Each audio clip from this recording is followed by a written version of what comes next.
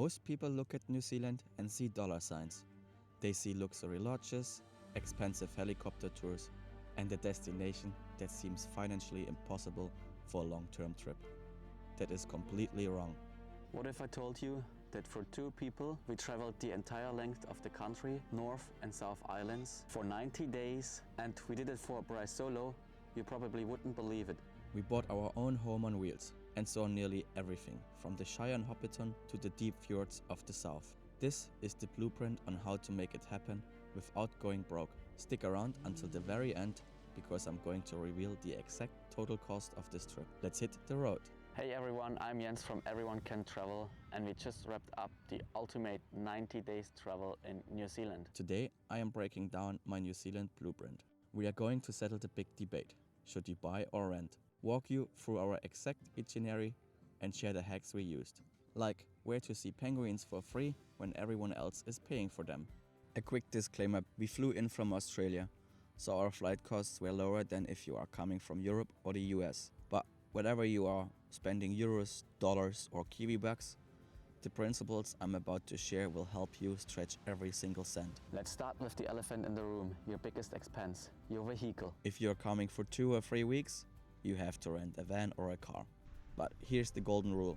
If you are staying for 3 months or more, renting will absolutely bleed you dry. We decided to buy a Mazda Bongo. It's compact, reliable and common. But I have to be real with you. Buying is risky. The market is stressful, you worry about breakdowns, and the end of the trip can be panic-inducing if you can't sell the van before your flight leaves. We were lucky to have a secret weapon, our friend Arno. He helped us navigate the purchase and critically helped us sell it in Auckland at the end. Because we bought in the shoulder season and sold it in peak summer and did some upgrades, we actually made a little profit. It essentially became a free rental car. Even without an Arno, if you buy smart and maintain the vehicle, you will save thousands compared to renting. Just make sure you look for the self-contained sticker. Without it, you are legally required to stay in holiday parks, which can cost $50 a night. With it, you can stay in designated free spots all over the country. And trust me, there are freedom camps at incredible places. I'm not talking about sleeping in a Kmart parking lot here. I'm talking about waking up right next to lakes, parked directly on the beachfront, or nestled deep in the native forest. Some of the best camping spots in New Zealand are free if you have that now green sticker. Once we had the keys to our taonga, our treasure, we hit the road. We started in Christchurch, but instead of rushing the coast, we cut inland. First stop, Hanmer Springs. It's this quiet alpine village that feels a bit like Switzerland. From there, we pushed north to Nelson Lakes, before hitting the coast at Abel Tasman National Park. This place looks tropical. Golden sand and turquoise water. Most people drop big money here on water taxis or book expensive huts for the multi-day great walk. But if you're visiting in the shoulder season, those huts are freezing. Here is the budget hack. You don't have to walk the whole thing in one day. You can drive to 3 different access points: Marahau, Wainui and Totoranui, or Avaroa Bay. But a little warning, if you go to Avaroa, make sure you are there at low tide. If you miss the tide, you cannot cross the inlet and you will get lost like us. By driving to these different spots to do parts of the hike, you avoid the cold overnight stays and save money on accommodation. You get to hike the absolute best sections of the trail as day trips, enjoy the beaches, and then return to your warm van at night. From the coast, we cut over to the wild west coast. This drive is legendary. You have the pancake rocks at Punakaki and further south the glaciers. We skipped the expensive Haley hikes at Franz Josef and instead hiked to Roberts Point. It's a swinging bridge adventure that gets you a great view of the glacier face without the price tag. Now, here's where it really hit us hard. The plan was to drive past the glaciers, cross the Haast Pass and drop into Wanaka. But New Zealand weather is no joke. The road after Fox Glacier was completely washed out and closed. We were forced to turn around, drive all the way back up the coast and cross the island via Arthur's Pass just to get south. While this was a massive detour for us, it led us to one of the highlights of the trip. Arthur's Pass is an engineering marvel and arguably the best place in the entire country to spot the Kea. The kea is the world's only alpine parrot. They are incredibly intelligent, beautiful and famously cheeky. We stopped at the Otira Viaduct lookout, and within seconds we were surrounded. But a word of warning, they will try to rip the seals off your van windows and pull apart your windshield wipers. So watch your gear, but definitely stop here for the photos. For your itinerary, I want to be clear. If the road is open, stick to the ideal plan and drive the Haast Pass directly to Wanaka. It saves a lot of time. However, if you do take the ideal route, you will miss Arthur's Pass. Don't worry though, later in the video I'll explain how you can easily visit Arthur's Pass from Christchurch on your way back up the east coast. Eventually, we made it to Wanaka. Think of Wanaka as Queenstown's chill younger sister. You have to do the Royce Peak hike. Yes, it's popular, and yes, it's a grueling uphill slog. But that view from the top, it is the quintessential New Zealand postcard. From Wanaka, we headed to Queenstown. It is the adrenaline capital of the world. But for us, the real magic wasn't in the town center. It was about 45 minutes further down the road. The drive from Queenstown to Glenorchy is honestly one of the most scenic stretches of asphalt on the planet. The road hugs the edge of Lake Wakatipu with mountains rising straight out of the water. It feels like you are driving into a movie set, which makes sense because this is prime Lord of the Rings territory. We parked the van near the Glenorchy wharf and just soaked it in. It's quieter than Queenstown, moody and absolutely spectacular. From Glenorchy, we pushed deep into Fiordland National Park to see Milford Sound. You have to do a cruise here, it's non-negotiable. Now, there are many operators, but we highly recommend Mitra Peak cruises. We picked them for three very specific reasons. First, they use smaller boats, which means they can get you much closer to the waterfalls and wildlife than the massive cruise ships. Second, they are one of the very first boats to start in the morning, which helps you beat the crowds.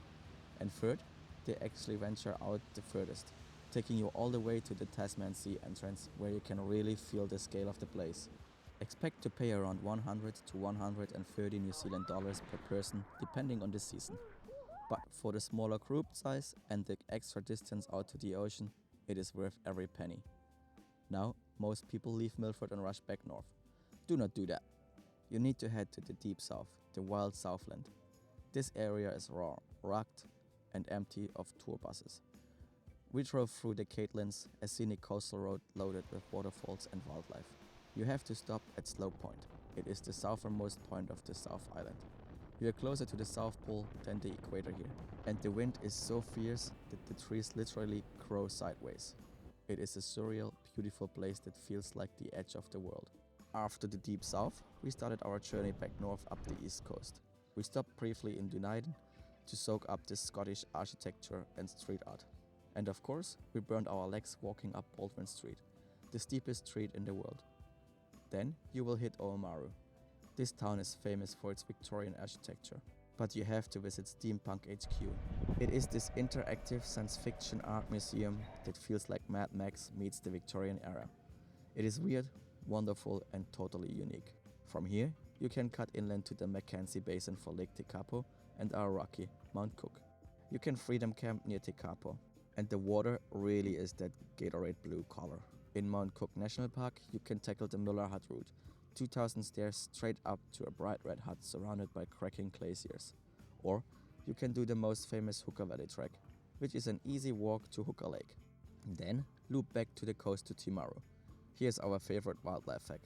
Instead of paying $40 or $50 for a penguin tour in Oamaru, go to Caroline Bay and Timaru. You can see little blue penguins coming ashore at dusk for absolutely free. It's a wildlife lover's dream.